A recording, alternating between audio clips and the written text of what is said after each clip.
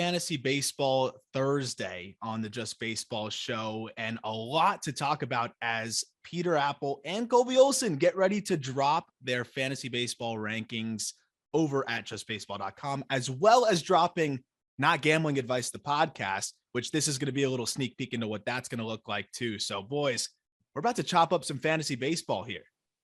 I'm fired up personally, and Colby and I just recorded our Super Bowl preview, which will be episode 1 of Not Gambling Advice. We're just covering football to begin, but it's going to be a lot of fantasy baseball content. It's going to be a lot of gambling in the middle of the season. So you'll see a lead up, a lot of fantasy baseball, then during the season, a lot of gambling / fantasy baseball content to help you win your league. The Super Bowl preview is pretty fun, right, Colby?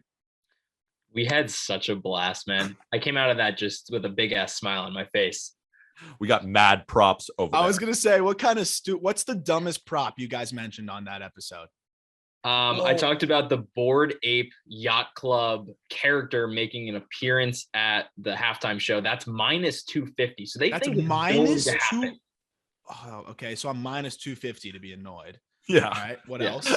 No, Colby, tell him the jersey number 1, because I think that's kind of a lock. That one's awesome. So it's player to score the first touchdown with a jersey number under 23.5. So you have Cooper Kupp, Odell, you have Cam Akers, and you have Jamar Chase in that. What were the odds on that? Minus 140. Whoa. Not too bad, right? Aram, what above? about this?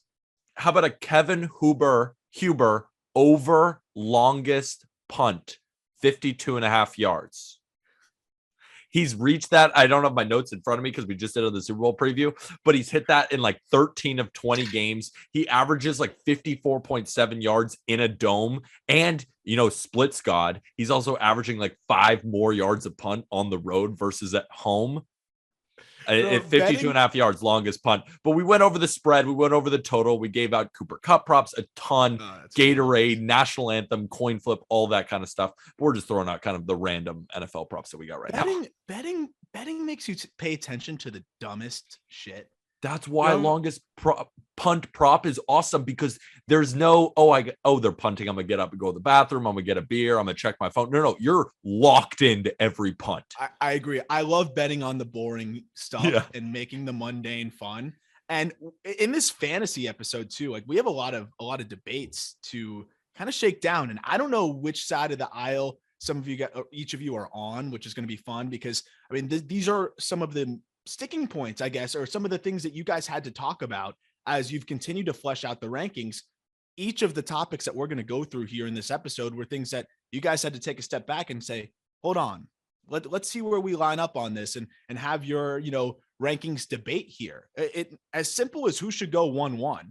And remember, there's something that's really important here is that this is not necessarily saying who is the better baseball player, right? Just because you're taking someone earlier in fantasy does not mean that he is better at baseball, but we're talking about it from a fantasy lens, which is why Raul Mondesi will always be mentioned at all times. Whereas when we talk about baseball in general, he doesn't get mentioned. I think Raul Mondesi's 98% of the time, Peter or Colby, I'm curious what you guys both think about this.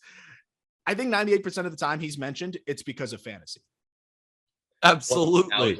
And Colby could probably speak to this as well too. It's just because of the stolen bases. Stolen bases are so premier in fantasy baseball. Like Colby, just go over the scoring so people have a good idea of how we're kind of rating these players. So Mondesi reminds me of like Billy Hamilton. Like Billy Hamilton was fantasy relevant for years and did nothing but stole 60 bags. But so the scoring is 5 by 5, meaning that it's 5 offensive categories: runs, RBIs, average, home runs, and stolen bases. On the pitching side of things, you have ERA, strikeouts, whip, you have wins, and you have saves. So those are the 5 there. Wins matter. You got to win the game, don't you? Julio Urias, best pitcher in baseball, only 20-game winner. Wins. I was listening to all the stats he just routed, and I'm like, man, fantasy baseball, a lot of these analytics kids must hate it. Colby, why do you like fantasy? So yeah, there's so many different types, right? So then there's leagues that have quality starts, and even quality starts are just kind of a mess. But the interesting strategy is like, from a guy like me, is I don't even look at wins. Like literally I'm just focused on ERA, strikeouts, and whip, because, honestly, those things are going to be more indicative of wins anyway. And wins are random at the end of the day, right? Like, okay, you're not going to just draft all Dodgers or Yankees or Red Sox pitchers because their team wins more. Like that's not going to go. You're not going to draft Nick Pivetta over somebody because of that, right? Yeah, it's a good tiebreaker. It's a good Nick tiebreaker. Pivetta is nasty though. Yeah. You might draft Nick Pivetta. Well, let's talk about who you're going to draft number one. And that's a big question, right? I mean, you could go a few different directions, and there's a really unique, I think, argument to be made here with number one is because you're not going to go wrong in terms of each of these players. There's no question that they're going to rake, but it's almost, will they survive, the ups and downs of a season? What's the injury risk? And that's another thing. That's a slippery slope, as we always talk about. But if there's a player that's more durable historically, you might lean that way. Like, we'll start with Colby on this one. What are you valuing here? How much of it is upside, recent performance, or if it's all kind of a wash in that regard, are you looking at guys that you think can stay healthy? Are you looking at the lineup around him? Because I know we're going to get into that with Soto. Like, what are the things that we're prioritizing in a 1-1? And I want to see what the two different methodologies are between you two on that one, or if they're the same. So to me here, there's two clear options. And then there's a few options after that you could make a case if you're super high. But to me right now, it's Trey Turner, and you're picking between him and Fernando Tatis, right? And so Trey Turner is the quote unquote safer option. I don't necessarily think that because, Trey Turner does it all. He could hit 30 home runs. He's going to hit over 300. He could hit as high as 330. And probably he's going to steal 30-ish bags. He might not run as much on the Dodgers as he did with the Nationals. Not really sure about that. But he could also, be 100, 110 run guy. He might struggle to put up, 100 RBIs, but he is the clear 1-1 right now because Tatis, who could hit 50 home runs, could have 40 stolen bases and do all the things that Trey Turner does and more, but he has that injury risk with that shoulder that, keeps coming undone. And you really worry about that because in fantasy, okay, great. If he's better than Trey Turner for 400 plate appearances, but that's not as valuable as being just a little bit less valuable than Tatis for 600 plate appearances with your first round pick. And you can't miss on your first round pick. You can't have your first round pick be gone for the season after 2 months or whatever it may be. So for me, I'm taking Trey Turner with my first overall pick. And I might even consider taking a guy like Jose Ramirez over a Fernando Tatis because it's just such a safer option at still a position of high value, right? Taking an outfielder 1-1, kind of tough. I agree with the outfielder about taking them 1-1 just because there are so many good outfielders and you really need a position of need. And I think that's shortstop. So I think it's between Trey Turner and Fernando Tatis Jr. Personally, I'm going Fernando Tatis Jr. number 1 overall in my fantasy baseball draft. And here's why. He's got 42 home runs in 130 games last year. If he can play 150 games, and with the shoulder thing, I know that's the problem, but he's a young guy. I think with a full offseason rehab, where all reports are pointing to that he's healthy for the 2021 season. If I have a healthy Tatis who checks the bags in terms of stealing bags, in terms of hitting home runs, RBIs, average, he does it all. And what I think he could be is 50 home runs and 30 stolen bases. That's the highest ceiling that there is out of any of these players, maybe outside of Ronald Acuna Jr., who I wouldn't take an outfielder first overall, who's also coming off a knee injury of his own.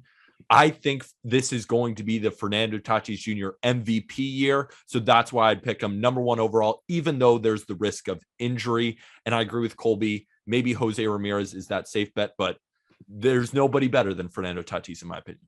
Yeah, I think it's so tough with Tatis, right? If you look at Zip's projections, which are Fangraphs projections done by Dan Zimbrowski, super smart guy. I could never do something like this. This is really cool stuff. Fernando Tatis is clearly the best fantasy player out there value-wise when on the field, but he's only projected, even on Zips, for 130 games and 550 plate appearances, right? And that's factoring in injury risk. If you go to Trey Turner, he's projected for, 143 games and 650 plate appearances. So it's like, is that 13 game projection difference worth it? That's up to you. But I think Peter makes a great point that if you believe Fernando Tatis is going to be healthy for 162, he's your man at 1-1.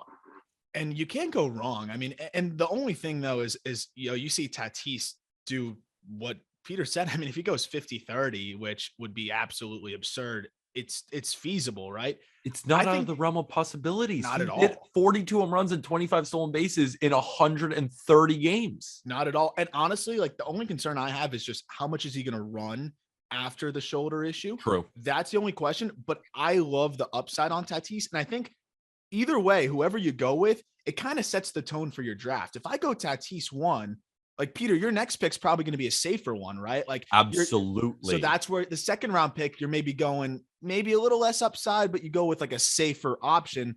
Whereas Colby, maybe you could roll the dice a little bit more with that second pick. So I think it's important too, right? Like if you guys are approaching the draft, how much does that first pick set the tone for your next picks, Peter? It's in fantasy football. It's in everything. Like just in fantasy football terms, if you draft like a risky running back, you want to get a solid wide receiver as your second pick. Same thing here. Think of Tatis as I don't even want to think of him as Christian McCaffrey, because Christian McCaffrey has been far more injury prone than Fernando Tatis Jr. has. But think about Fernando Tatis Jr. as the CMC, but with less injury risk. And that instead of a solid wide receiver, give me one of a really solid pitcher that I know is going to lead my rotation. Absolutely. And what do you think, Colby? If you're going with Trey in the first, are you like rolling the dice a little bit more with the next guy, or are you just going best player available? No, I think you're going best player available. And I really think that the first 4 to 5 rounds in a fantasy baseball draft need to be guys that you believe are, one, not going to get injured, but let's be real, we're not injury analysts. And like at the end of the day, predicting injuries is an impossible task to begin with. But those first 4 to 5 picks really need to be guys that you're confident are going to be not just difference makers, but solid guys that are not going to flunk out. Like taking a Byron Buxton or somebody like that very early can be very, very risky, even if the upside is tremendous, right? Because the downside is zero. Yeah, it's literally zero. And that's the crazy part. But we get to the outfield, and you guys mentioned it earlier. The outfield is absolutely loaded in Major League Baseball, and fantasy is no exception. But the specific names, the guys at the top that I think you could go and make the case anyway with each of these players. And again, this is not to say who is the better player out of this group. It's who is the best fantasy player. You guys listed Kyle Tucker, who I know we're all looking to be an MVP candidate potentially this coming year. Mike Trout, who is a perennial MVP candidate when he's healthy, missed the most time he has of his career this past year. Ronald Acuna, torn ACL, but coming back. Aaron Judge, finally healthy, put together a strong season and was really, really good. And then Bryce Harper put together his best season since his 2015 MVP year and made some major tangible adjustments, at the plate that I think you can see a more complete hitter there as well. You can't go wrong. You can't go wrong, but there's going to be one pick that's better than the rest. And which one do you think that is, Colby? Well, I think you need to put in Mookie Betts and Luis Robert in there as well. I think those two are definitely in that category. But that second round is packed with, you're right, 7 or 8 outfielders that really have differences, right? You said Trout, you said there's some other guys that have injury risk, right? But then you have the Kyle Tucker of the world, who I think might be the pick after Harper for me. He's ahead of Trout. He's ahead of Mookie for me. He is going to steal 20 bags at least.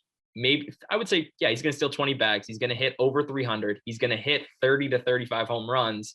And that Astros lineup is going to be still pretty loaded. But remember last season, Kyle Tucker was hitting 6th or 7th in that order. That's not going to be so this year, right? Correa is most likely going to be gone. Kyle Tucker is going to be hitting in that 3, 4, and 5 hole, probably the 3 to 4 hole mostly. And he's going to be, he could realistically hit 120 RBIs. Which is crazy, but it's true. It's true. And I think that moving up in the lineup is huge. Peter, who are you really looking at out of that litany of just loaded outfielders over there that you either think is going to repeat what they did last year or just take that game to the next level and separate from the pack? It's so tough because Mike Trout is Colby. He's our 6th ranked outfielder. Or what do we have? And we have what's just our top 5 outfielders? Let's pull it up here. Okay. Top. Let me, okay. It's well, Tatis, but like he's sort of an outfielder. He's ranked. He qualifies in outfield. That's another reason why I love Tatis. So it's Tatis, Soto, Harper, Acuna, Trout, Tucker, Betts, Robert, right? And I think we are kind of like teeter-tottering on these. I think that these can be so close that it's up to your own judgment. I think these rankings are really, really good, but like I might have Tucker over Trout, you might have Trout over Tucker, and like that's okay. And yeah, that was the debate that Colby and I have. It was like Kyle Tucker versus Mike Trout versus Bryce Harper. So I had it personally ranked Bryce Harper. So I had Tatis, Soto, Acuna, Harper, Trout, Tucker, Mookie.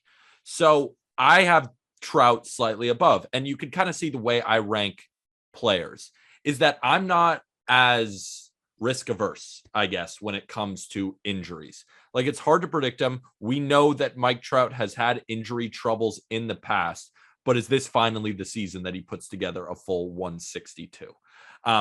All reports are looking to that he's going to be healthy for opening day. I just think Mike Trout could be the number one overall player in fantasy baseball still. So with that upside, I do think Kyle Tucker makes a jump. But like I would personally pick Mike Trout over Kyle Tucker, even though Tucker is probably the safer bet. But I still think if I get at least 140 games out of Mike Trout, that will be better than 155 games out of Kyle Tucker. And so my reason for putting Tucker over Trout is not what Mike Trout can do with the bat, because obviously we know that Mike Trout is still the best hitter in the world. Maybe you can make an argument that Juan Soto is, but I'm not ready to do that just yet until we see Trout come back healthy. The separator here is stolen bases, right? Because Trout has not stolen bases in 2020. He didn't steal bases last year before he got hurt.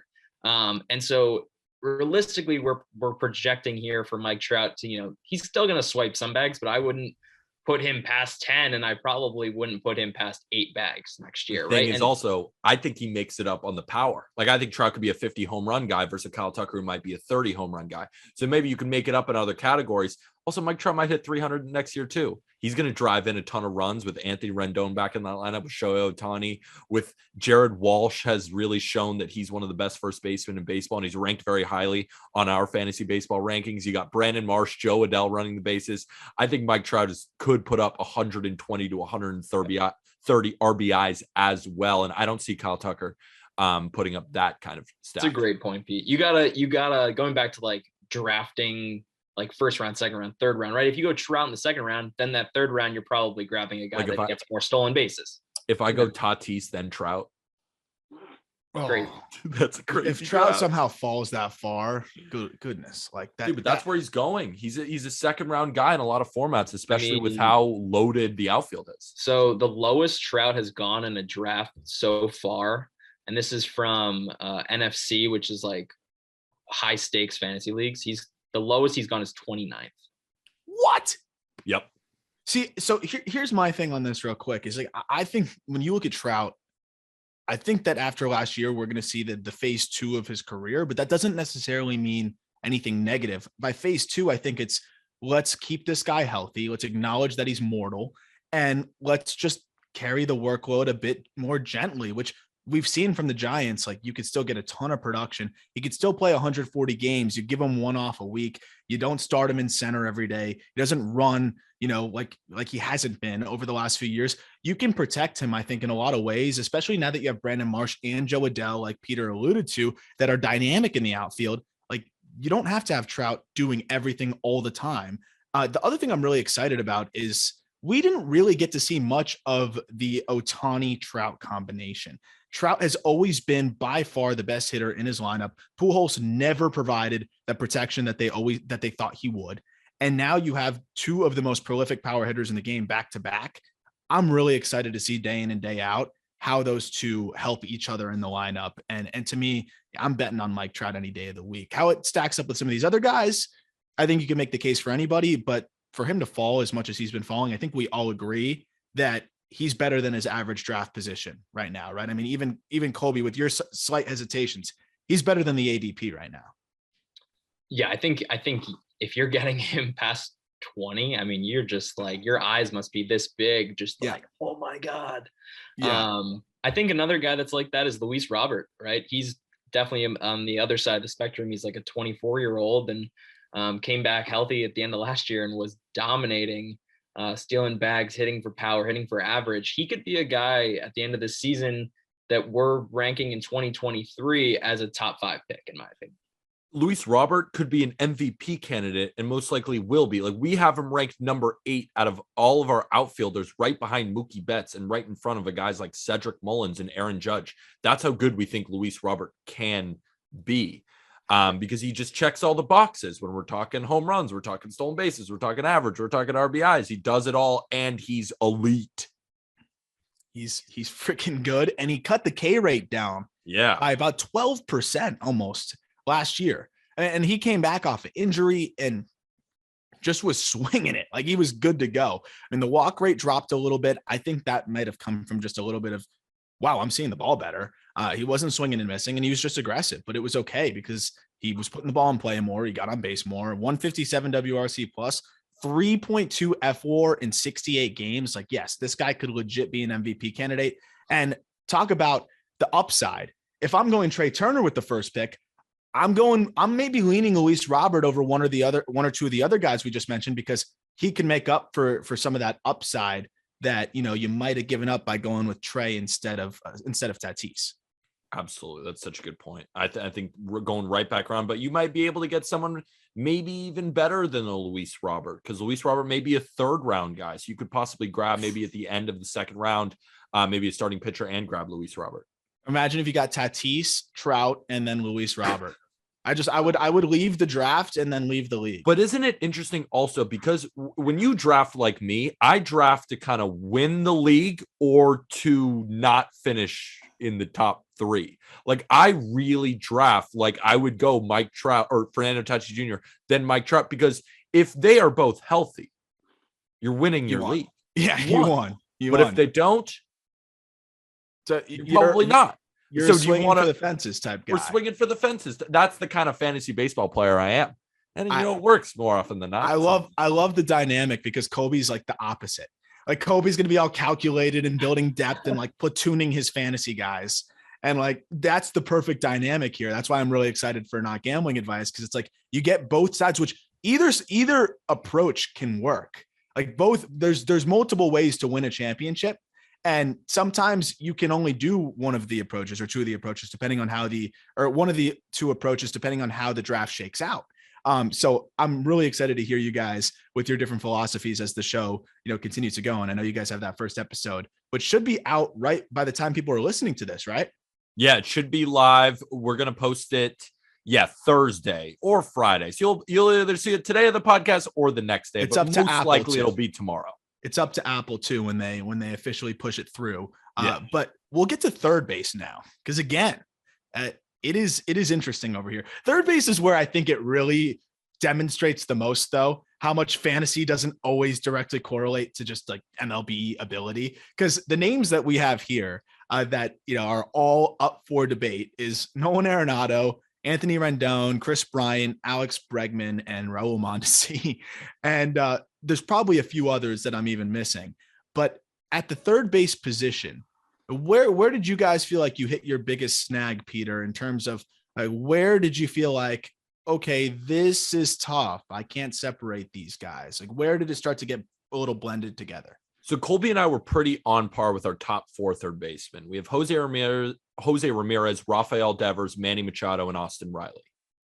So after that, it gets into the Alberto Mondesi, the Anthony Rendon, Nolan Arenado, Bregman, Chris Bryant.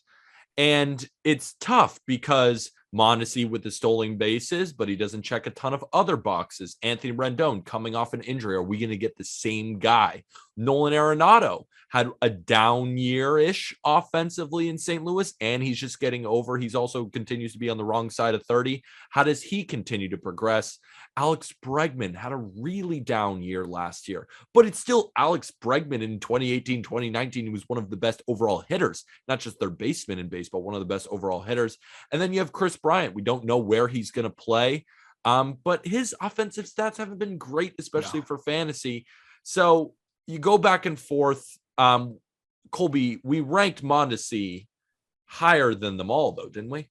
Yeah, and that's just purely because the guy could steal 50 bags and fantasy 5x5 categories really puts a premium on stolen bases because there's just not a ton of them to go around. And if you're getting 40 or 50 in one place, it's very, very valuable. And even if he's not putting up, 280 batting average and he's not going to hit 25 home runs, you find that somewhere else, right? Because you can find power at first base and outfield, and you might not be able to find those stolen bases there, especially in a league that's running less and less.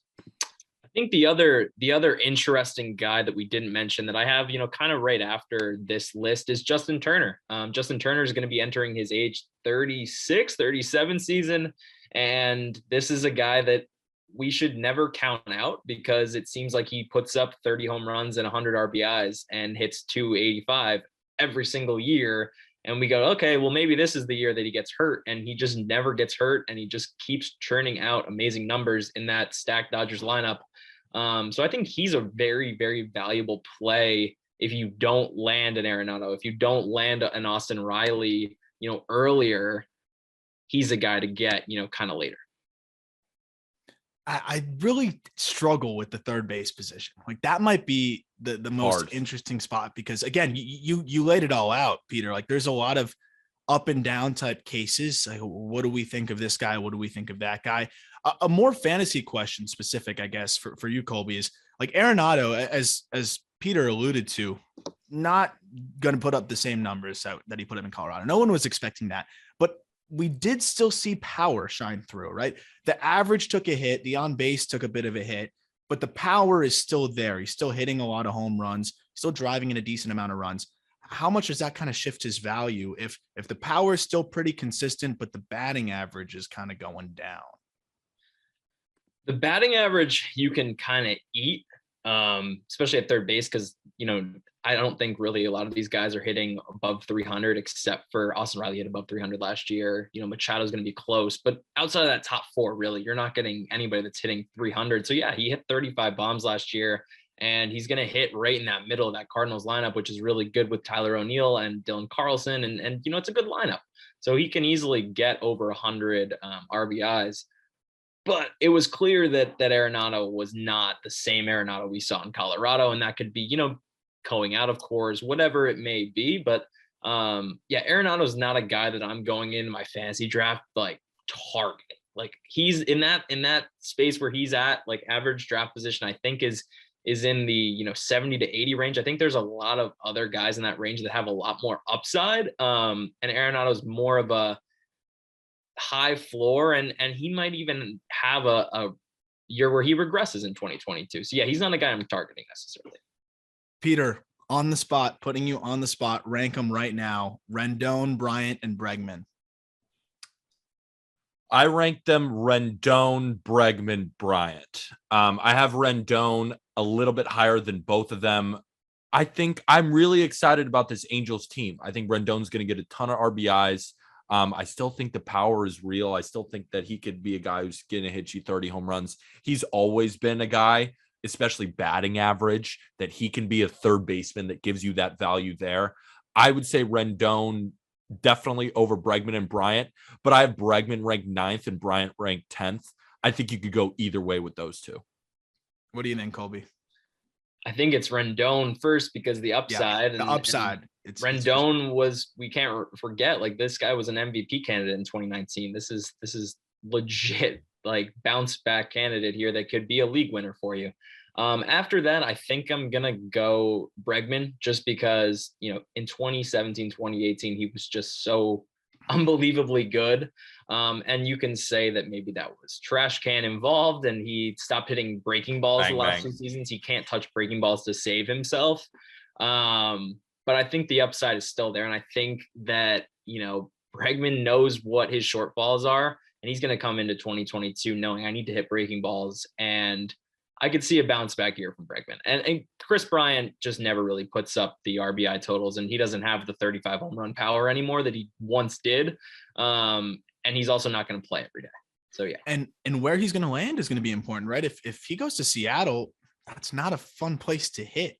We'll see where he ends up, but that makes a big difference too. Where is he going to end up? Because Bryant seems like the type of guy that could be impacted by his environment, and maybe not as dramatically as Castellanos, but seems like the type of hitter that could be impacted by where he's playing a little bit more than the average guy. And Speaking, go ahead. Before you move on, like environment is such an important part of our rankings too. Like, for example, Colby and I have Elias Diaz ranked pretty high in the catcher rankings, the catcher for the Colorado Rockies.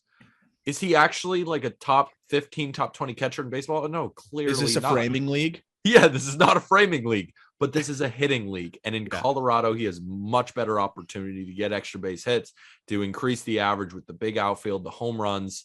Like Elias Diaz is a guy who may put up like similar offensive stats to a guy top 15, top 20, but defensively he's not going to do the job. But in fantasy, Colorado, especially like Cincinnati, there's a lot of these ballparks that are really advantageous for hitters. It's a good point. It's almost like Jalen Hurts in fantasy. Like Jalen Hurts is just not a great quarterback. I'm sorry if Philadelphia fans aren't thrilled about that. But even when he had bad games, he was great fantasy wise because he was going to run. He was going to run in garbage time. He was going to run in the end zone when they're getting blown out. They somehow made the playoffs, but like early on, that's what the case was. And like that's similar to what I think Diaz is like. Don't get put off by the name. If the environment fosters some production, you can get a little steal there and have a guy with that will outperform his draft position because of that environment. You brought catchers up too, and I'll let you go real quick before we move on to catchers. Just quickly gonna play the other side of Jalen Hurts. You got to check out his numbers compared to Josh Allen when they both first started their careers. Oh God. Just saying. Move on. Please move on. Okay. It's interesting. I want to back up Jalen Hurts a little bit. It is. You'll see something. Yeah, and he'll be backing up somebody very soon too. On to catchers. These are two guys that could, potentially get into the mix here right away. I think Keibert Ruiz is going to be up from day one, right? He was already up last year and swung it pretty well. Adley Rutschman, another switch hitting catcher that if he's not up day one, he'll be up day whatever the service time manipulation date cutoff is. Both those guys are going to get a lot of work this year. I'll start with you, Peter. You guys, that's probably one of the hardest parts that goes into ranking fantasy is the rookies, trying to figure out if they're going to play, how much they're going to play, and then you have to figure out if they're going to translate. We've seen a little bit more of Keibert. Adley's going to be up there.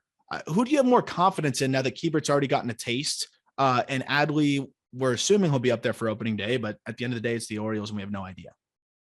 That's why we're talking to your prospect guru ass, because we don't know. That's the point. It's like we're trying to predict, because if we're talking talent, Adley is, I mean, like one of the best. Yeah. Like Colby's, when you push him back, you think Adley's not that good? He's not that talented?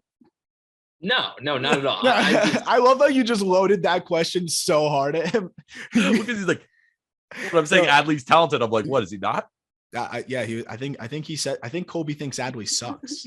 No, I just think that we've kind of maybe forgotten how good Keibert Ruiz is. Like, I think at the plate, Keibert Ruiz can really, really swing it, and the Nationals have every incentive to give him 450 to 500 plate appearances next year. And he's probably going to, where's he going to hit in that lineup, man? He's probably going to hit 4 or 5. Like fifth, probably right behind him.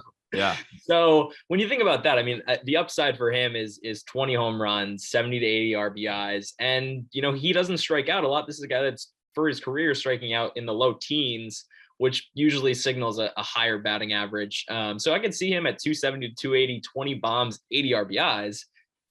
That is uber valuable at catcher. Uber valuable. And it's incredibly valuable. And I wasn't even saying that I would rank Adley above Ruiz. I was just saying in terms of talent, like that's what we're trying to figure out when a guy like Adley Rutschman will get called up, because will Adley start on the opening day roster? He should start, Aram, but will he start? That's the problem. We have both ranked within our top 10, but Adley, if he plays the entire season, Colby, we got to consider him probably closer to the top 5, but we don't know if he's going to play the full season. So like, will he get that many play appearances? My only reservation with putting a guy like Adley in the top 5, even if he's going to start opening day, is that we have not seen him hit major league pitching, right? We know he's the top 3 prospect, but regardless, even like Bobby Witt or Julio Rodriguez, Jared Kelenic came up last year and struggled for 200 plate appearances, right?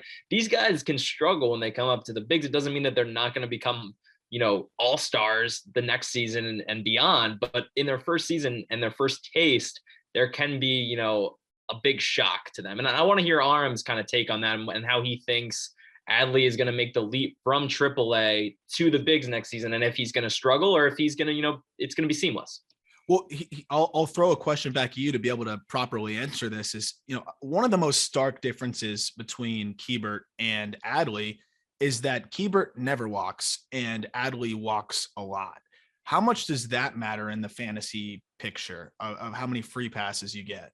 Not at all, because unless you play in an on-base percentage league, it's all average, right? So a 240 batting average, but with a 360 on base percentage doesn't mean anything. Wow. We'd rather have the 270 average with a 340 on base percentage, So here's my thing. I look at the Orioles. That lineup is actually like not bad, right? Like the Orioles, their big problem is their pitching, right? We know that. Peter takes over every time the Orioles step on the field. Fade them every time. But I mean, like the lineup's gonna have Mullins, Mountcastle, Santander, Mancini, Hayes, Rutschman, Odor, Yankees legend. But like I look at the Orioles, there's no way they're starting Jacob Nottingham out there, right? Like that, they can't be doing that. So I figure Adley's going to be in the middle of that lineup and have a chance to drive in a lot of runs. But I think it's very possible that we might see some growing pains. To Colby's point, Keibert already showed that he can hit for some average at the big league level already. I just don't know how much of his power he's going to get into. Adley's he's going to get his, even if he's struggling average wise, even if he's 230, 240, he's going to get his. He's going to hit some home runs and he's going to walk. That's why I asked that question. So it really comes down to this, I guess, between you two guys. If it comes down to Adley's hitting some more home runs, but Ruiz is hitting for a higher average, what do you prioritize here, Pete? Keibert's still going to hit homers. Yeah. It's all about, it's not that I value one over the other in some crazy way. It's more just who's going to get more playing time. Like, when is Adley going to get called up? If Adley and Keibert have the same amount of plate appearances, I'm drafting Adley Rutschman over Keibert Ruiz. Like, I just believe in the bat more, even though Keibert saw MLB pitching already and Adley hasn't. Adley is a better hitter. Like, it's just straight up, he's a better hitter. I don't know. I know some projection systems have him at 240. Like, what's to stop him from hitting something like 260? I think if he could hit 260 and Keibert's at 270 and Adley has 10 more home runs and more RBIs, that's clear. That's the struggle. Is like, there's going to be days where that Nationals lineup gets shut the hell down. Yeah. Like they just walk Juan Soto 4 times. Josh Bell strikes out 4 times. And that's it. Yeah, we're playing super tough pitching divisions too. I mean, exactly. NL East, AL East is just bloodbath. It really is. But I'd rather be in the AL East if we're talking pitching, probably, because I think the NL East pitching is a little bit better. And hitting environments too, right? You're talking about. Yeah. I mean, I know they moved the walls back in Baltimore, but it's still going to be hitter friendly. Fenway is one of the most hitter friendly parks. Yankee Stadium, short porch, left field. I think Keibert's going to get more ABs because I don't know if Adley's going to be up there from day one. But the second that they say Adley's going to crack the opening day roster, I'm going to lean Adley. It's a little bit Keibert's safer. Adley's upside is just too ridiculous. I want to have the catcher that could literally be one of the best offensive catchers in baseball quickly, like right away. But it is so starving position that if Keibert gets 100 more plate appearances, like I want Keibert. Absolutely.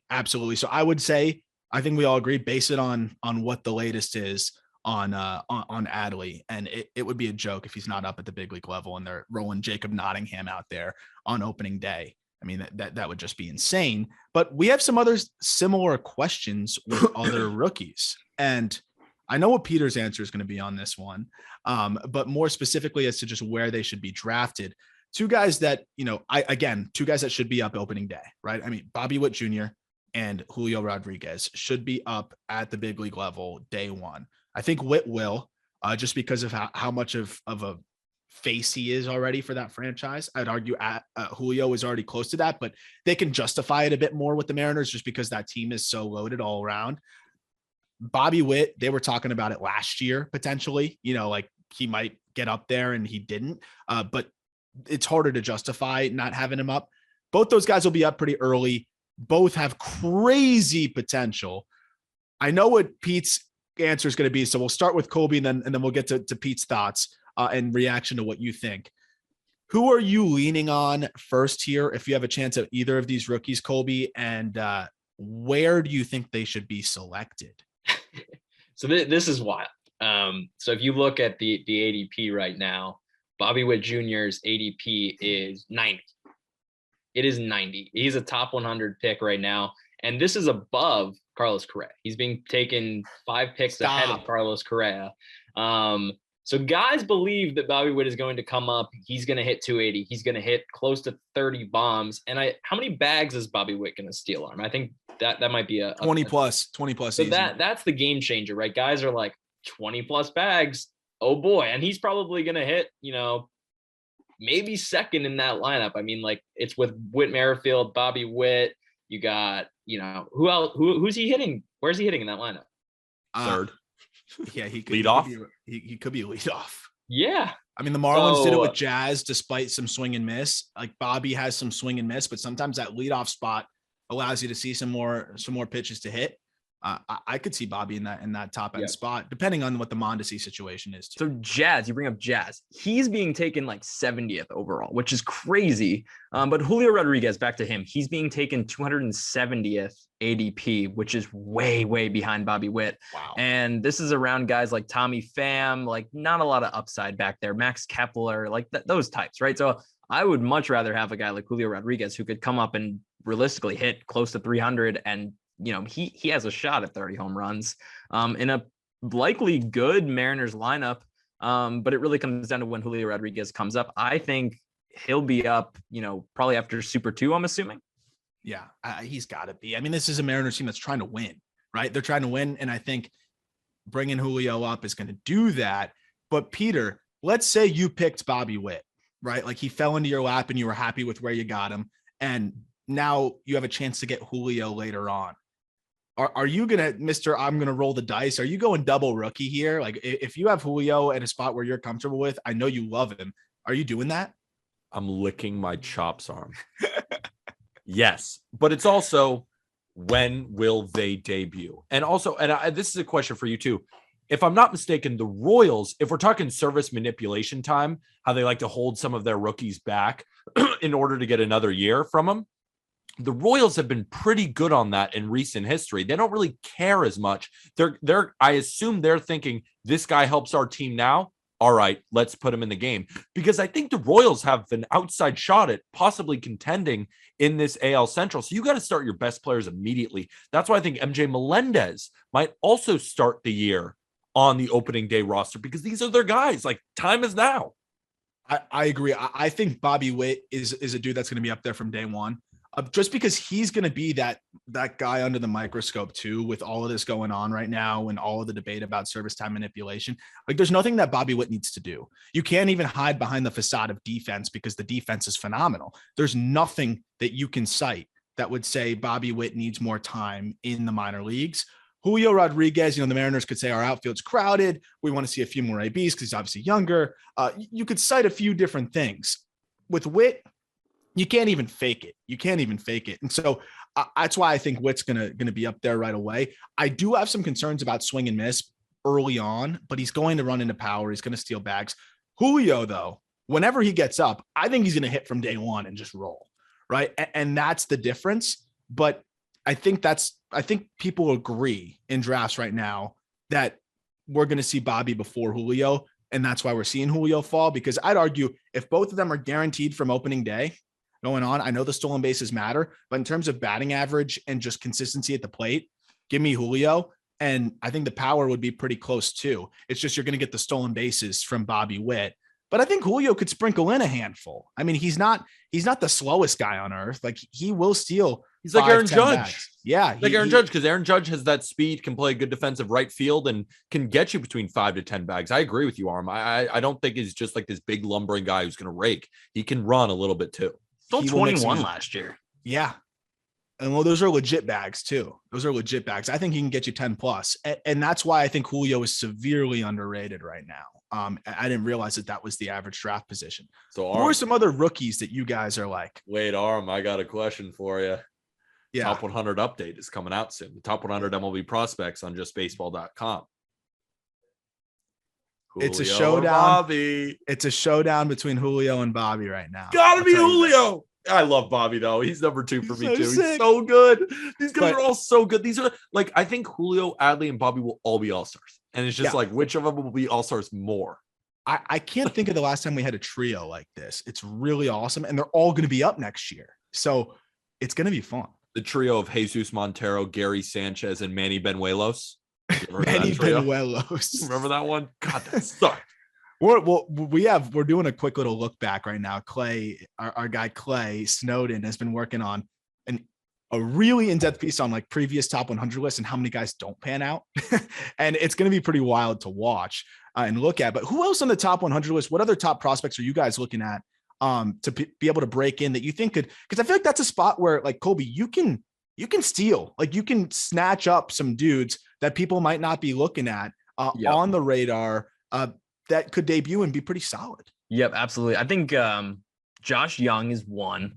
You have Riley Green should probably come up at some point. The other one that I like is Josh Lau for the Rays. I think he could come up and provide, maybe not that insane upside, but he's a very safe play. I think he could hit, 280 and drive in a decent amount of runs. The last guy that I am just so high on, I'm so high on this guy, probably shouldn't be as high as I am, is Alejandro Kirk. To me, he's a man without a position, which makes things tough, right? And he's a catcher, but he's probably not going to play catcher. He's a DH at the end of the day, but he mashes baseballs. He has a hard hit rate near 50%. An ISO, 250, could hit 25 or 30 home runs and a high average because he doesn't strike out. He strikes out, close to 10% of the time. So he's a guy that I love as a sleeper pick. It's just whether he gets that playing time or not. And I don't know if that's going to be with the Jays because they're just so crowded. As we've talked about, he could be a trade candidate for them. Yeah. So speaking to the Jays, Peter, the catching position, are you intimidated by the Jays catching situation? Are you looking elsewhere? What are your thoughts on the catching position as a whole beyond the rookies we talked about? Like if you got Kirk or Moreno at the right spot, would you do it? Or are you a little bit put off by, just the uncertainty? It's like, again, fantasy football parallel. It's like a split backfield right now. Yes. You just don't really know what's going to happen. You took the words right out of my mouth. A split backfield, like in running backs, like there's a perfect comparison. I have Alejandro Kirk ranked pretty high. I would take him. I do like him. Danny Jansen's also another guy who will play and will be. It's all about what do the Blue Jays do with their catching situation, right? Because we're still on the wrong side of the lockout. Will they address it? Will they trade Alejandro Kirk? Will they trade Jansen? They're not trading Gabriel Moreno because we all expect him to be one of the next great catchers in baseball. But what do they do with it? So right now, Alejandro Kirk is a top 10 guy. Danny Jansen's a top 20 guy. I would draft Kirk. I'm not really, because I think they're going to get Kirk his ABs because he's just too good not to.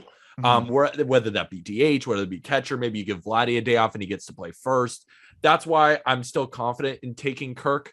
But just getting back to the prospect conversation, because Colby went over a lot of them. I have a question about Bryson Stott. Is he going to be on the big league roster this year? Because he's a really talented shortstop for the Phillies. And if they're like, what, Didi's not really our answer anymore, he could get a lot of plate appearances this year. And if he does, he could be really good. I love Stott, man. Like, I think that's one of the best dark horses in this whole picture. On the big league side, and just in terms of rookie of the year, and on the fantasy side, I love that you bring up Stott because one, I don't think Didi's the guy there, right? Two, there's not that many answers at shortstop right now, unless you want to spend, which I just don't think the Phillies are going to do. They might, but they've got a lot of money tied up right now. And you have Bryson Stott right there, who just lit up the Arizona Fall League, had a great year and does everything, right? Like he's 55s across the board. He's an above average hitter. He's an above average runner. He's an above average defender with average to above average power that will translate in Philadelphia. I think he's going to be the kind of guy that kind of hits the ground running and is pretty solid. Is he going to be a top 15 shortstop out of the gate? Probably not. But I think he's going to be a top 20. And I think he's going to be somebody that, you're happy to have and will sprinkle in a little bit of everything in the game. I'm a big fan of Stott. I think that's somebody that is getting overlooked a bit in terms of his ability and timeline to the bigs. I think he could be up there right away. Yeah. I think that's a guy to monitor. And if he doesn't come up right away, he's a guy when you finish your draft, maybe you don't draft him, but you put him on your watch list right away. Totally. Yeah, totally. And speaking of the watch list on the AL side, another shortstop too is Jeremy Pena. People might look at Pena and say, oh, he only played 30 games in AAA. He might not be ready. Pena added a ton of muscle. Apparently he looks like Jason Dominguez. Like he looks like yoked as hell. And he's a Gold Glove caliber defender, now has a ton of power, good speed.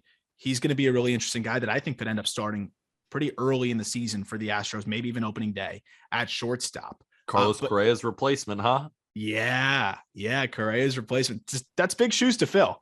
It's big shoes to fill. So it'll be interesting to watch. The most difficult part might be ranking pitchers.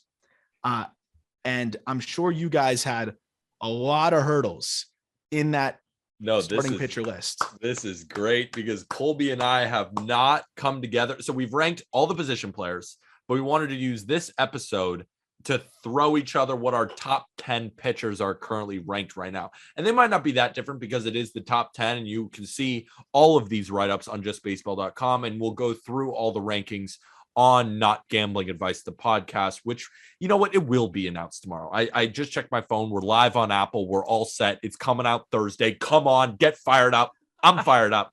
But here are my top 10 pitchers, Colby, and I'm throwing it at you, all right? Yeah, so you want me to go or you first? I'll throw my pitchers at you, and then you kind of give me what you're thinking. Aram, you tell me what you're thinking as well.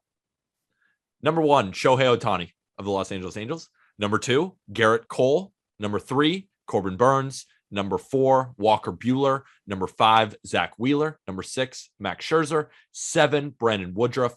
8, Jacob deGrom. Number 9, Shane Bieber. And number 10, Julio Urias. Thoughts? I like it. I think the Shohei, he is not a top 10 fantasy pitcher if he's not linked to his bat. I think that's one caveat there. I thought it was that linked to so maybe his bat. give us one more. Give us your guy after Urias. Perfect. So 11 is Logan Webb. Okay. Beautiful. Yeah. Beautiful. So I don't have I don't have many qualms here. I think we have the same names because I'll go. So 1, Corbin Burns. 2, Garrett Cole. Wow. 3, Max Scherzer. 4, Zach Wheeler. 5, Walker Buehler. 6, Jacob deGrom. 7, Shane Bieber.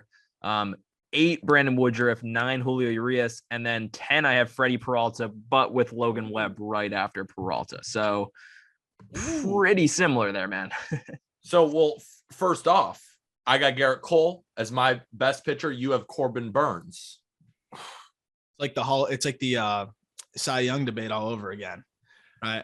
And I just think it's so close because with Garrett Cole, what I think I'm going to get is more innings. I'm probably going to get a total number of strikeouts.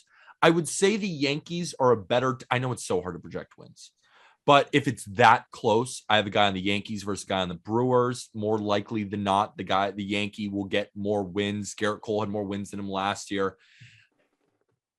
But Corbin Burns is fucking disgusting. Dude, and I think as an actual pitcher, he is better. Dude. But I think if we're talking fantasy, I think Garrett Cole's number 1. I mean, even from a fantasy perspective, even if Garrett Cole throws, maybe he throws 20 more innings, and I don't even think that's a guarantee. Corbin Burns had a FIP below 2 last year. Garrett Cole did not have a FIP below 2. He had a FIP over 3. So Corbin Burns was the best pitcher on the planet and had one of the best pitching seasons I've ever seen. I think the interesting conversation here is how do you go about ranking Jacob deGrom and how do you go about ranking Shane Bieber? Because they're both coming into this season with heavy injury risk. deGrom right now is slotted into kind of that like 20 to 25 ADP. That's a second or third round pick that you're risking on a guy that, yes, when he's on the mound is easily the number 1 ranked pitcher. But do you trust his elbow next year? I personally do not, and I'll be staying far, far away from Jacob deGrom, even if he falls into my lap in that 3rd round, just because I need that guaranteed results. See, that's the thing. That's also the thing with me, swinging for the fences. deGrom is not a guy that I want because I'd rather swing for the fences with a Tatis, with a Mike Trout, and then get what I know is going to be a solid pitcher. And Garrett Cole, I know, will be a solid pitcher. I'm not going to be able to get him in the second round or the third round, but guys like that. For example, we're talking second or third round dudes who I know are going to shove. Like, I know Brandon Woodruff is going to shove next year. I know it. You know, there's Max Scherzer. He's 37 years old. Wheeler had the best year of his career. Will he immediately, return and do the exact thing? I think he will. But what I know is Brandon Woodruff is going to be really solid. I know Walker Buehler is going to be really solid. I know Julio Urias is going to be really solid.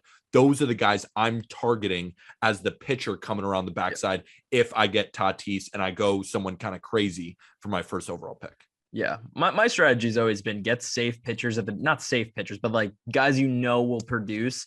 And then the pitcher class this year is just loaded with talent, even past the top 50. But like, you're looking at guys. I have Shane Baz ranked here 41, Ranger Suarez 42, Framber Valdez 43, and even like Nathan Eovaldi at 36. Like, these are all guys that, Nathan Eovaldi was in my top 20 pitchers rankings list just for real life. And he's in near top 40 in fantasy. Like, if you can get that guy past 200 ADP, it's crazy. So yeah, save your dart throws for pitchers in the late rounds, because there's so much depth. And my little homer plug here too, though, like Sandy Alcantara, who is walking picture of durability, right? Like that's the safer type of pick there. But at the same time, you also know that he's probably not going to be I don't know if he's ever going to be that like Cy Young candidate, right? Is like he also ever going to get above 10 wins? No, hell no. That's the thing also. Hell like, no. Yeah, I mean, that like Sandy Alcantara had 9 wins last year. Garrett Cole had 16. Peter, where do you have Sandy ranked? I'm just curious. I have Sandy ranked 12. So I love Same. Sandy. Yeah, no, I love Sandy. No, I wins hurt though. That's the only thing that I could take away from Sandy. Yeah. Where I don't know how many games he's actually going to win, but that doesn't actually matter in real baseball, but it does in fantasy. They're going to be better this year. I joke, hell no, like he'll win more than 10 games. I would hope, like the team is better. They finally have a better catcher too, which I'm really excited to see. Like going from Alfaro to Stallings should be really interesting to see how that helps Trevor Rogers and how that helps some of the other guys in the staff. But that's another thing too that I'm excited to kind of see is some of the players that have moved locations. We talk about like Eduardo Rodriguez going from Fenway now to Detroit. Like you can take advantage of those environments, those new environments. And I think that's something that people can really expect with your guys' rankings is that you guys take everything into account, every single thing possible. Colby will do it from the analytics side. Split Scott over here will do it from every single potential possible split you can imagine. I'm trying to find it up here. I'm trying to find it up here. I got the numbers. We're trying to find it up here. That's what takes you from good to great. Brain. So let's wrap up. Let's wrap up with. Well, wait, before we wrap up, we got to ask you, Corbin Burnes or Garrett Cole? Oh God, I thought I was going to get away with it. Hell no. I do have concern that I don't know if Corbin Burnes is ever going to be a guy that they try to stretch out that much. Like I think the innings are going to be in favor of Garrett Cole, but Burnes was so freaking dominant and the Brewers got better offensively. So I think they're going to be a little bit better in the run support department. I'm going to lean Burnes, but I actually think Cole is going to come back and be better next year. I think he's reassessed everything. We know he was pretty dependent on the sticky stuff. He's great without the sticky stuff. But again, the guys that had to like adjust on a fly during the season, it was a little bit different for. I guarantee Cole's going to come back and look a lot like he did during the great stretches last year. He showed that he can throw without it. And I know he's going to be just fine. So I'm looking forward to seeing him.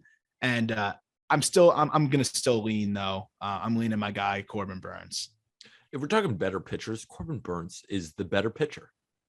I just think when we're talking fantasy categories, Garrett Cole might have the edge. And I know what I'm going to get from Garrett Cole. Like we've had a great 2020 and a great 2021. And we're expecting a phenomenal 2022. But Garrett Cole has just turned down season after season of elite quality. That's a guy who I know is just going to be so solid. But you can go either way. What about DeGrom? You touching DeGrom this year? So really weird to interrupt, like part of the episode, like keep this in here. I just saw a notification of like a call on my phone and it was from New York and the name, it just, sometimes it'll show you the name. Yeah. It just says Joseph Gallo. So I'm going to check that out after the call. There's no way it's Joey Gallo, but it might be Joseph. It's going to end up, I'm going to call it to be like your extended warranty. Yeah. I got excited. I thought Joey Gallo was calling me. DeGrom, freaks me the hell out, man. Yeah. Freaks me the hell out. And it's sad because like I want to have DeGrom on my team and I want to watch DeGrom pitch and be like, yeah, he's on my fantasy team. But like, dude, it just seemed like like his whole body was falling apart. Like it seemed like when he would try to come back from something else, other part of his body would take over and then that would get hurt. And I'm not reaching for DeGrom. If he falls into my lap, I'm taking him. But to Colby's point and to your point, pitching is so loaded this year. There's so many good arms that like, wouldn't you rather have a surefire top 20 guy than maybe the top 3 guy, but also could not pitch? You know, I just think in that instance with pitchers, I like your philosophy, Pete. I think I'm somewhere between both of you guys in terms of, you know, risk tolerance. But when it comes to pitchers, there's so many damn good ones. I don't see the reason to take those flyers. But I have a hypothetical for both of you, because then the conversation about being risk averse, like in what round, it takes another turn. So for example, let's say you went Mookie Betts in your first round. You know what I'm saying? Or not Mookie Betts. Let's say you went Jose Ramirez in the first round. Then you went Mookie Betts in the second round. 2 dudes who we know what they're going to do. Yeah, they're like, locked. Those are 2 of the safest options in fantasy baseball. Unless the pollen is too bad in LA. Yeah, well, the pollen can be disgusting. But let's say in the third round you grab Matt Olson. I don't know, just someone random. And Jacob deGrom is available in the 4th round. That's the thing. That's where it starts to get dicey, because I know what I'm going to get from J-Ram. I know what I'm going to get from Mookie. And let's say you get Matt Olson, like we all pretty much know. Or let's say you get Freddie Freeman. Then it's like, wait, deGrom could win you your league if he's healthy all year. No, it's a great point. I think if I'm in a spot where there's no aces left on the board and I haven't taken an ace yet, I think you got to take deGrom, because that's a guy that could give you that ace upside. deGrom or Bieber? Oh, you say deGrom, Colby? I don't know. That's tough. My only reservation with Bieber, right? It's a shoulder. Is shout out to Shane Bieber, by the way, because he helped my friend ask me to be his best man. That was sick. But Shane Bieber was down to 90 miles an hour in velo at the end of last year when he came back after being off for 2 to 3 months. And that's scary that maybe there's something structurally wrong there, but you just never know. I'm staying away from both. Yeah. If I'm picking one, I'm going to DeGrom, just because DeGrom, when he's also going well, he's the freak show. It looks sexier on your team too. Like yeah, exactly. You can flex it early on. Just throw 96 instead, bro. Like relax and just throw 96. Yeah, and that would be like a 6 mile an hour drop off. I know. He throws 102. Just like relax and throw 96 to 98 and just like yawn mid wind up. Shane Boz, take a page out of his. Just throw a fat chop in your lip and just start spinning on the mound and use no effort and throw 98. I mean, I bet Shane Boz had no chop in and was going full effort. He might be 102, but he's going to be elite at 98. It's gonna be PEDs soon, I think. That was a complete had no numbers. That was mostly a tobacco thing. The splits with chop. With chop. So no better way to end it than sleepers. And I know both of you guys got some. Let's start with Colby. What are your sleepers for this fantasy draft in this upcoming season? Who do you think could be a up and coming guy that will really help some people listening, steal that win in their league? So one guy that I've been in love with, I know you're in love with him as well, and it's Brandon Marsh of the Angels. He's an outfielder. He hit the crap out of the ball at the end of last year. From August 12th on, he had a 57% hard hit rate. And his issue is, one, his approach is not the sexiest. He struck out over 30%. He only walked 5%. But again, walks don't matter in terms of fantasy here. He also hits a ton of ground balls. So he's a guy that hits, around 50% ground balls. So that hard hit, that hard contact is all on the ground, which isn't the most helpful. But I think Brandon Marsh is the guy that he's being taken 370th right now. So you're getting him way, way late. Like realistically, this is a guy you're taking with like one of your last picks in the draft. And I don't think you can find upside like this anywhere else. And he has some speed too. I think he could sprinkle in, 8 to 15 bags, depending on his playing time. And if the Angels have some injuries, then he could slide into the top of that lineup somewhere, and score a lot of runs. You're not going to find upside like this at the end of the draft. Like this is huge. The other guy that I really like, this is a more of a bounce back guy that, is being taken as a top 200 guy right now, but I love him, is Lourdes Gurriel. Really struggled at the beginning of last year. I think he had like a 60 or 70 WRC plus over like the first few months. And just looked like a shell of himself. And then second half, he just came alive and he was near, 130 WRC plus, hit close to 300. And he's a guy this year that I could see hitting 30 home runs, and he's in a stacked Jays lineup. Even if you're hitting, 6th, 7th, or 8th in a Jays lineup, I don't think it matters because there's always going to be someone on base in front of you, no matter where you hit in that lineup. So I really like Lourdes Gurriel. Peter, who we got? My sleeper is, well, I didn't think that this guy would be a sleeper, but when I looked at the ADP, I was like, why is he getting drafted so low? Luis Garcia of the Houston Astros is getting drafted at the end of the draft. I think he could be a top 30 pitcher next year. This is a guy who had a 3.48 ERA last year. He struck out 167 guys in 155 innings, and this was his first full season. If we're talking wins, he's on the Houston Astros. They're going to win plenty. He's striking out a bunch of guys. He's going to keep the walks down. He's going to keep the ERA down. He's just a really solid pitcher. I just don't know why he's getting drafted way late. Like in the Peter, I have him at 150 ADP. I checked this NBC thing, and it said he's being drafted in the 400s. Oh, screw NBC. Well, let's say he's even at 200. Like, I still think that's. I just think Luis Garcia could be drafted with, between the top 20 to top 30 pitchers, and there's just no shot he's going in that range right now. I agree. I've seen just the overall, even transcending fantasy, the overall, I guess, just opinion on Garcia is not negative by any stretch, but I think people are really forgetting. Really forgetting what he did in the postseason. Like, you just laid out his numbers. He was great in the regular season, one of the best rookie pitchers last year. And he took his game to another level in the postseason. His velo went up, his stuff ticked up, everything was up, and legit looked like a number 2 type starter. I like Garcia a lot. I think that's a great pick, Peter. And he's coming off of some of his best baseball in the postseason on the biggest stage. And guess what? This is going to be a rotation that's going to lean on him very heavy. Yes, you have Verlander coming back, but Garcia's probably the next best arm in that rotation for them in terms of youth and projectability. I like him more than Framber. I like him more than some of the other guys they have in that rotation. So who's your number 2 here? So Colby actually took my number 2. Lourdes Gurriel was also mine. I'm expecting a big year out of the Blue Jays, and expecting a big year out of him. You know what? I'm going to throw kind of a shot in the dark. Someone who's not really getting drafted high at all. I think Seiya Suzuki is going to have a good year. I really do. His statistics in Japan were unbelievable. This guy's putting up 200 WRC plus seasons over there, and he's going to come over. He's not going to get drafted very high. I still think that he's going to be solid across the board. I think he's going to hit some home runs. I think he's going to run the bases. He ran him over in Japan. I think he can be a guy who hits for at least a decently high average, and he's just going so far down in drafts, like near Robbie Grossman and Kirilloff. Like, I think Seiya Suzuki could be a star. That's more of a could be a really good pick or a not very good pick. So that's why late in draft could be a guy who could help you win your league. Another guy really interested to see where he lands, and how that can impact things. If he's in Seattle, I'm like, which we don't think is going to happen. But if he's going somewhere, like Boston, he's playing Pepper with that green monster. So I am very interested to see where he lands, and that could change. But he's another guy that, you could really steal.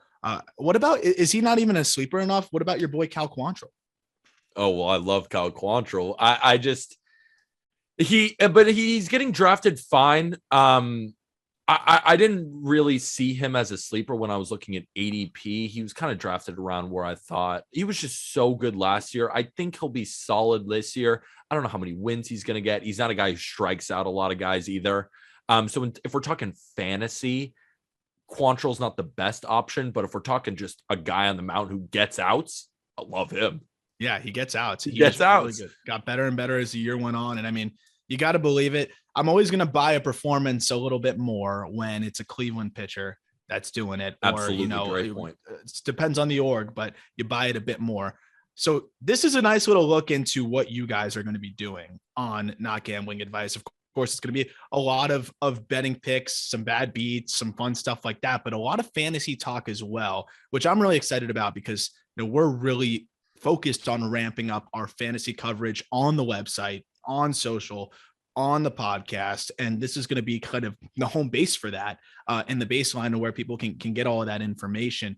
Just to wrap up here, Peter, tell a little bit about what you're excited for with the podcast and what people can kind of expect from Not Gambling Advice moving forward, as the episode might even be live by the time people are listening to this.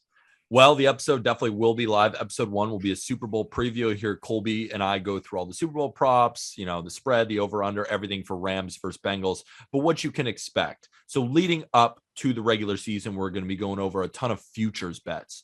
We're going to be going over, rookie of the year, MVP, all that kind of stuff, as well as getting you prepared for your league. We'll be coming out with all of the rankings. We'll do that all over the podcast, as well as write them up on justbaseball.com as well. And then during the season, it's going to be a lot of streaming. Like, who should you pick up for pitchers this week? Like, where are the good matchups? And then based on a lot of those matchups, we can look at series and say, oh, the Astros are playing the A's this week, and the Astros have won 6 straight. Their series price is -130. That's a great series. And we'll pick specific games that we want to bet as well. And that we'll be giving it to you live 3 days a week. Not Gambling Advice, the podcast. Colby, I'm fucking excited. You excited? I'm amped, man. I'm so excited. I'm just really excited to get the baseball season underway at some point. Like, it's so the owners. It's just so fun talking about like the lead up to it, but I want to watch. I want to watch. So and I got my Not Gambling Advice shirt on. Look at that. So we can on do YouTube. That. Come on now, get your Not Gambling Advice t-shirt, all the other Just Baseball merch in the link of this episode description as well. Come on, support the boys. Looks good. It looks good. Well, I can't wait to tune into the episode, guys. Glad I was able to almost get a little bit of a sample of what's to come, and you got no better place to go than Just Baseball for all of your fantasy needs. And I'll hopefully be tapping in and checking in from time to time for the dynasty stuff and be talking some dynasty baseball as well. Cause I know we've got some people that really enjoy that side of things too. And that'll be fun to cover. Colby, you got one more thing. I think we're going to be launching on TikTok, Not Gambling Advice. So go follow there, because we're going to be posting all of our clips and probably some picks there, maybe some props and clips there. So go follow Not Gambling Advice. And bad beats. I'm just going to keep bringing up bad beats because I think those are so funny. Oh, I'm going to be, Colby and I will be betting every single day of the MLB regular season on TikTok. I will be sharing those on the podcast as well. There was a lot of bad beats that I endured last year, and you will be hearing about them all season long. Will it get annoying? Possibly, because I do tend to lose, but we win more often than we lose. We were up 15.67 units at the end of the MLB regular season. I'm very proud of that. I think if you ask Peter what his favorite number is, he'd say 15.67. 15.67. You know what I love? I love plus. That's all. Plus. I love plus like and then plus anything. too. I love plus and then anything else. Well, that's it, Peter. You got the sign off. Thank you, everybody.